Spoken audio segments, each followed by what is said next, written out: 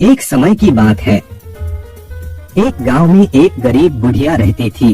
वह पूरी तरह से अकेले रहा करती थी। उसका कोई भी नहीं था, ना बाल बच्चे, ना कोई रिश्तेदार। सुबह शाम लोगों के छोटे मोटे काम किया करती थी, जिसके बदले लोग उसको पैसे, अनाज या खाने पीने का सामान दे दिया करते थे, जिसको खा पीकर वह अपना जीवन बिताया करती थी। वह अपने जीवन में पूरी तरह से संतुष्ट थी। उसे भगवान से किसी प्रकार का कोई गिला भी नहीं था। दूसरों के सामान के कारण बुढ़िया का घर पूरी तरह से सामानों से भरा हुआ था। एक बार की बात है, वे अपने घर को खोलकर घर के सामान को धूप दिखा रही थी। समय वहाँ से दो चोर जा रहे थे। जब उन्होंने देखा कि बुढ़िया के घर में तरह तरह का सामान भरा हुआ है, तो उन्हें बड़ा लालच आया और वे सोचने लगे कि इस घर में तो बुढ़िया अकेली रहती है, क्यों ना हम आकर इसके घर को ही साफ कर दें। माना कि सामान पुराना है, लेकिन कुछ तो पैसा मिलेगा और यह बुढ़िया अकेली हमारा कुछ बिगाड़ भी नहीं पाएगी।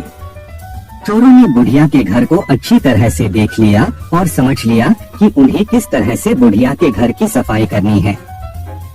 उसके बाद चोर अपने घर वापस चले गए। बुढ़िया बेचारी को सपने में भी यह ख्याल नहीं आया कि उसके घर में भी कभी चोरी हो सकती है, क्योंकि उसके घर में तो खुद के उसके कपड़े तक उसके नहीं थे। सब कुछ गांव वाले उसे दिया करते थे, जो वह अपने घर में रख लेती थी। खैर, कुछ दिन बीत गए और एक दिन रात में चोर अपने दो साथियों को लेकर बुढ़िया के घर पहुंच गए। कमाल की बात यह थी कि उस दिन सरपंच ने बुढ़िया को चावल, दूध और चीनी दी थी और बुढ़िया बहुत खुश थी। बुढ़िया ने खुशी खुशी अपने लिए खीर बनाई और खीर बनाकर वह उस खीर को चूल्हे पर रखकर सोचने लगी कि अभी तो खीर बहुत ही गर्म है, जबकि थोड़ी ठंडी हो जाएगी तब आराम से खाऊंगी।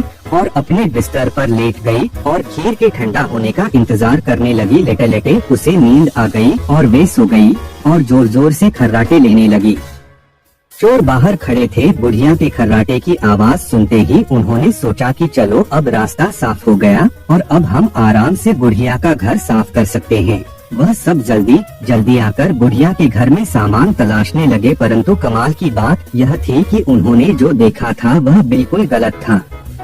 बुढ़िया का घर तो सामान से भरा हुआ था, किंतु एक भी सामान साबुत नहीं था। हर सामान टूटा फूटा, पुराना और खराब था।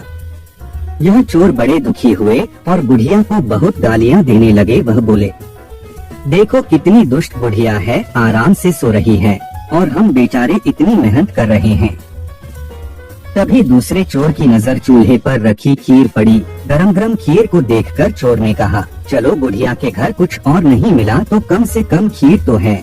और वह उसको खाने लगे। जब वह खीर खाकर जाने लगे तो उन्होंने थोड़ी सी खीर बुढ़िया के लिए छोड़ दी, किंतु जब उन्होंने बुढ़िया की तरफ देखा तो उसका हाथ खुला हुआ था, जैसे वह कुछ मांग रही हो। साथ ही उसका मुंह भी खुला हुआ था, जिसे देखकर चोरों ने सोचा कि बेचारी बुढ़िया लोगों से मांग मांग कर अपना जीवन बिता रही है। लगता है बहुत थक गई है और खाने के लिए खीर मांग रही है। आखिर उम्र में है तो हमारी माँ के ही बराबर। और बिना कुछ सोचे समझे गरम गरम खीर बुढ़िया के मुंह में डाल दी। गरम गरम खीर मुंह में पड़ते ही बुढ़िया जोर से चिल्लाई, हाय दैया, मार डाला मार डाला मार डाला।